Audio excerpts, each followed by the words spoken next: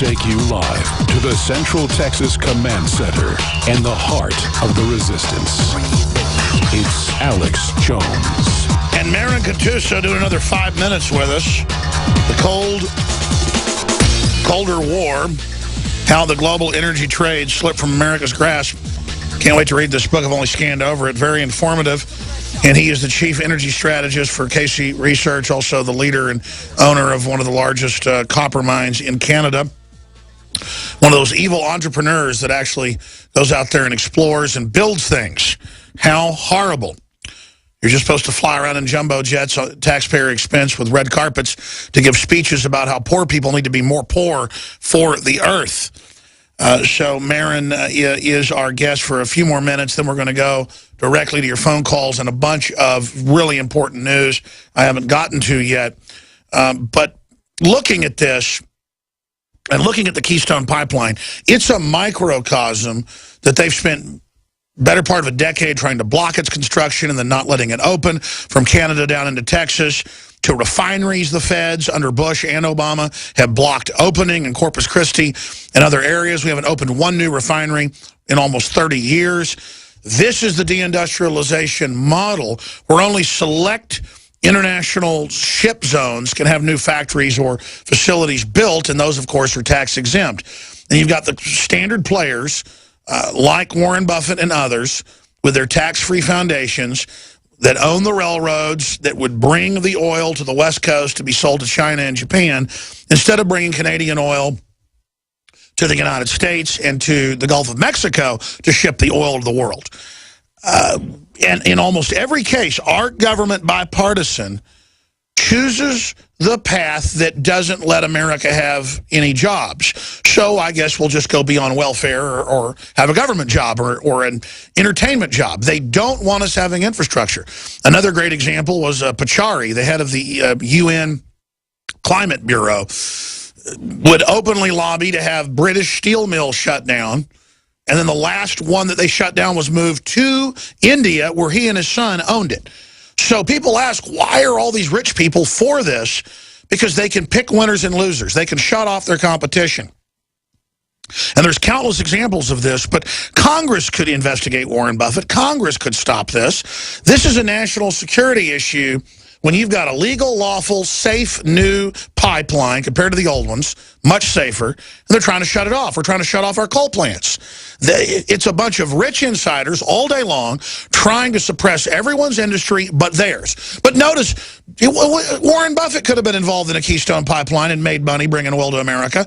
There is a fundamental hatred of this republic because they hate our great-grandparents. They hate the people they couldn't control. It's about dominating America, and these elites want to have fights with people that are already dead. Even though they run this country, they instinctively hate the West and want to destroy it. That's my view on this. Give me your take on it, Marin, and then I want you to break down the details of the Keystone Pipeline and why people like Warren Buffett killed it. Well, Alex, you bring up some great points here. For example, let's take Warren Buffett. Not only is he the sole owner of Burlington or Santa Fe, which brings all the oil out of the oil sands into the U.S. to the north, to the west, to the east. But more importantly, you know, there's this misconception that this Canadian oil is so dirty and it's bad. But why is Warren Buffett, the American legend in investing, one of the largest shareholders of the largest oil sand producing company called Suncor? And yet, you know, he's quietly moved in there and become a major shareholder, and that oil now is controlled through the shipping of him. And isn't it convenient that the pipeline isn't built, because he wouldn't have as much control and his railways wouldn't be supplied? Now, the growth of the rail, shipping oil via rail, has increased by over 20 times since Warren Buffett bought the railway.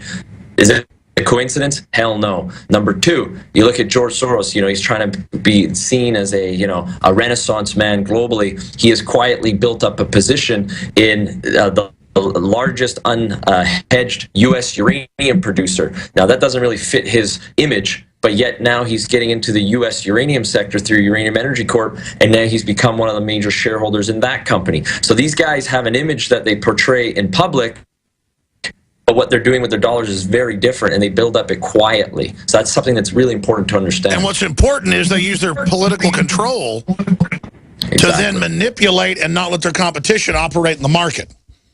That's right. It's very un-American what's going on here, especially with the Keystone XL, which is, it's not only environmentally safe for the environment, for the people, it makes all the sense economically, it's all high-paying jobs, everything about it makes sense, and most importantly, let's get rid of the riskiest way to ship oil is via rail.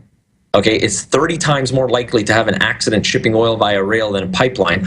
And let's get rid of these old pipelines that were built before the 1960s. They were never designed to still keep control of moving the oil through these old pipelines. And I was about to say, you can track this, though.